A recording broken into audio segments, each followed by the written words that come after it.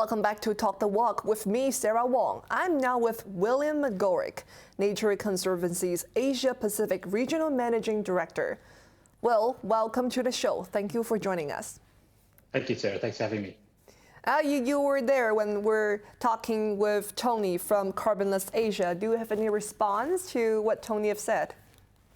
Well, I think it's terrific to have someone who's optimistic. I share his optimism. I think he's exactly right to point out that the money is there. It's there to be spent on investable climate solutions. We just need to channel it, and it's terrific. The only addition I'd really add on his, when you asked a question about carbon capture and storage, it's important to remember the oldest technology that we have right in front of us is trees. Trees absorb carbon dioxide from the atmosphere and store them in their timber and in the soil. So we should also be deploying that solution as well. Now we're talking about carbon capture with Tony, like you heard, and I want to ask something about carbon trading. That's another dragon related to climate change and climate governance. And the question I have is, Beijing has launched a national carbon emissions exchange for Chinese companies in July, while we in Hong Kong has yet to set up one. Why is Hong Kong lagging behind mainland China, and who is not playing their part? Oh, well, I think governments on both sides are trying to play their part, that's for sure. And it is encouraging to see China set up a carbon trading scheme. Carbon trading really is about enabling stronger climate action sooner. It allows those who can reduce carbon most cheaply to sell those credits to others who have less access to cheap solutions. So it's really like any other product. If someone can produce an iPhone more cheaply than another place, they should be the ones who get to produce it. And a carbon market really facilitates that exchange. So I think Hong Kong does have a really important role to play. Its footprint relative to the rest of the world is pretty small, but it has a really outsized footprint when it comes to markets and capital. And that's the role that Hong Kong should be seeking to play, is to deploy capital to low carbon solutions. Now, I heard that Hong Kong's, like you said, the carbon footprint per capita is relatively small compared to the rest of the world, but its consumption, because Hong Kong relied heavily on imports, and its consumption emissions are actually among the highest around the world, and that was one of the reasons is the population's preferred appetite for meat. Now, Chief Executive Carrie Lam said Hong Kong is determined to achieve carbon neutrality before 2050. Do you think that's doable? I think it's definitely doable. I actually, more than that, I think we don't really have a choice. If we're, as a coastal city, a maritime city, Hong Kong is highly exposed to a dangerous climate change. So we in Hong Kong, just like every other country, has a strong incentive to become carbon neutral or to achieve net zero carbon as quickly as possible. Hong Kong does rely on currently mostly on fossil fuels, and therefore does release quite a lot of carbon into the atmosphere. But I think it also has solutions, and I think it's also important to acknowledge that Hong Kong also has some positive aspects. It has one of the world's best public transport systems, which minimizes the reliance on cars, for example. It has 30 to 40% of the land locked up in forests, which store carbon. So again, it's good to be positive about what Hong Kong can contribute, but there's no doubt a lot more needs to be done. Yeah, like you said, transportation accounts for only 18% of carbon emissions in Hong Kong in 2019, while around the same period of time, 66% of Hong Kong's carbon emissions were generated by electricity. Now, as you said, Hong Kong depends on natural gas to generate power, and the government aims to achieve net zero emissions for electricity generation and phase out coal-fired power generation. But only one problem. We in Hong Kong already feel the pinch of rising electricity prices due to, right now, the global fuel supply crunch. How will decarbonization further affect the affordability and the livelihood of the ordinary folks? And what sacrifices are people expected to make to achieve carbon neutrality? Well, the Nature Conservancy, who I work for, has been working this topic for decades. And what we've seen over that time is a massive decline in the cost of renewable energy. 5 years ago or 10 years ago, it was probably legitimate to be concerned about the cost of switching to renewable energy. However, these days, renewable energy around the world is generally cheaper than coal or gas to deploy. So I think we could see a situation where it's more cost effective. The other solution that's often overlooked, and I think this is where Hong Kong has a huge opportunity, is around energy efficiency as well.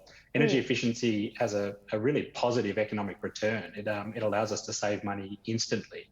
So all of the new buildings being built should have the highest possible energy efficiency rating. All of the existing buildings need to rapidly actually upgrade and retrofit to reduce their dependence on electricity. So yes, there are some costs in that process, but that also creates opportunities. It can stimulate the economy through creating employment opportunities for people to retrofit old buildings.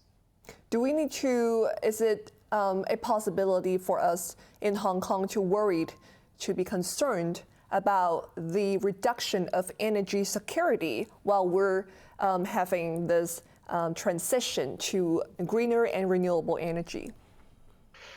I don't think so. I think Hong Kong has a pretty impressive track record when it comes to energy security. I think we have a very sophisticated sort of framework in place. And I think if the government begins this process quickly now and works with the private sector, there's no reason to have blackouts or any concerns like that. But it does have to be done in a very careful way. And I think the government is capable of doing that. It just needs to get the right regulatory framework in place and to really incentivize the private sector to begin investing much more quickly than what they perhaps are at the moment. All right. Well, let's look at the big picture. We're talking about future here. And I was looking at the national initiatives for Hong Kong, for example, the 14th Five-Year Plan for Hong Kong, the Greater Bay Area Initiative, and the One Belt, One Road Initiative. And I saw the same term again and again, and it's called the Green Finance Hub. Can you tell us what it is and how does it contribute to our goal in achieving carbon neutrality? Well, yeah, sure. No, green finance really refers to financial support for sustainability, for low carbon development, for biodiversity, for various other conservation objectives. And my colleagues at the Nature Conservancy, who work all around the world, when you ask them what it is that's holding back stronger action on climate change, it really comes down to finance.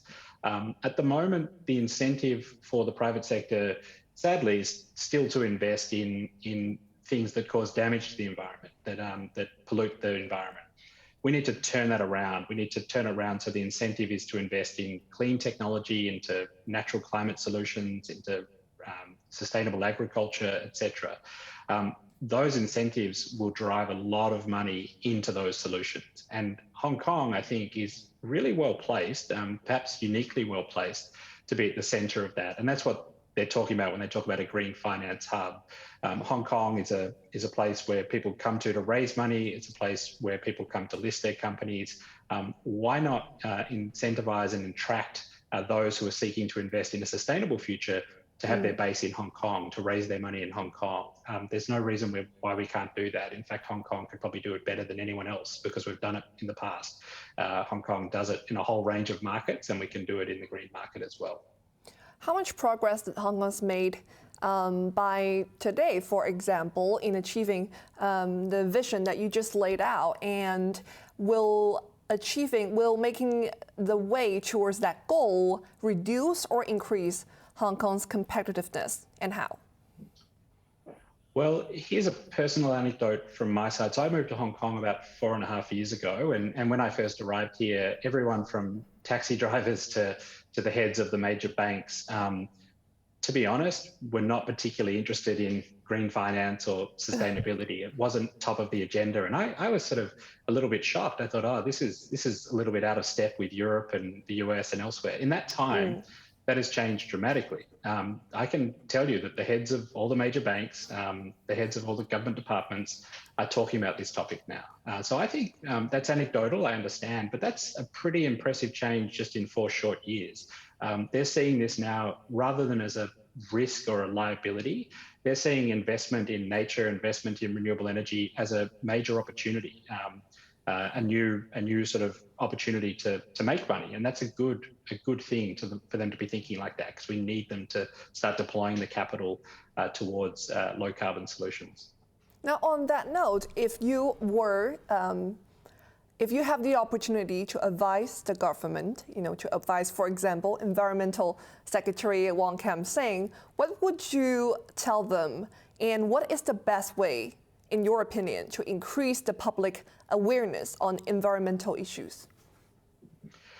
Well, when it comes to public awareness, I think you've got to create opportunities for the public to engage. So I think Hong Kong has some of the most amazing hiking trails, for example, beautiful country parks, which we all enjoy. We love going swimming during the warmer months, etc. So I think we should start celebrating some of these natural assets that Hong Kong has right on its doorstep, and make people feel proud of Hong Kong as a city that is, it is a green city, literally. It's a green and blue city. And so we should be helped to feel proud of that. And then I think people will want to do their part. The other thing is to help people make money from it. So we've seen the government promote Hong Kong as a fintech centre, which is terrific. That's fine. That's great. Why not do the same, create an opportunity or create that buzz around green tech or around sustainability? So really do the promotional activities, provide incentives for entrepreneurs, provide incentive for householders to increase their energy efficiency, for example. Really go all out. And I think Hong Kong has that entrepreneurial spirit. When the government creates the space, when the government creates the right setting, I think the entrepreneurs and the everyday people come to the party and will make a big difference. So the government has a really powerful convening role to play. Well, that's a great note to end the conversation. Thank you very much, Will, for talking to us. Top Walk will be back next Saturday on HKIBC. I'm Sarah Wong. See you then, and good night.